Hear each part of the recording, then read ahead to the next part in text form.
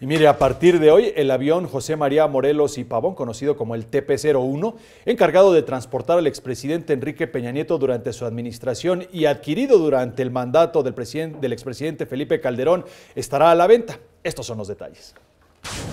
Inician proceso de venta de avión presidencial y como primer paso, la aeronave Boeing 877-8 José María Morelos y Pavón saldrá del país hoy lunes a las 11 horas rumbo a San Bernardino, California, Estados Unidos. El nuevo director de Banobras, Jorge Mendoza, señaló que este proceso es una de las acciones para dar cumplimiento a los compromisos en materia de austeridad.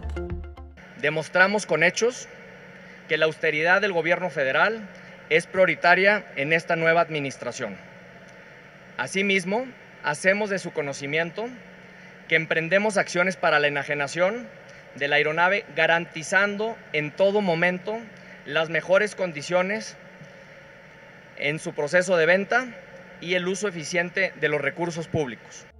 Informó que ya establecieron contacto con la Oficina de las Naciones Unidas de Servicios para Proyectos, que es la entidad central de la ONU para adquisiciones e infraestructura pública que colabora con los gobiernos para mejorar la transparencia y eficacia en la gestión pública.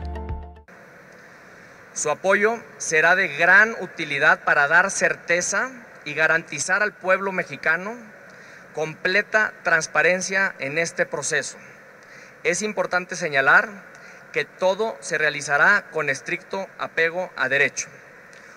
Como lo mencionó el día de ayer el presidente Andrés Manuel López Obrador. El secretario de Comunicaciones y Transportes, Javier Jiménez Espriu, señaló que también se va a poner en venta alrededor de 60 aviones y 70 helicópteros que pertenecen al gobierno federal. Con imágenes de Javier Martínez, María José Valencia, 21 Noticias.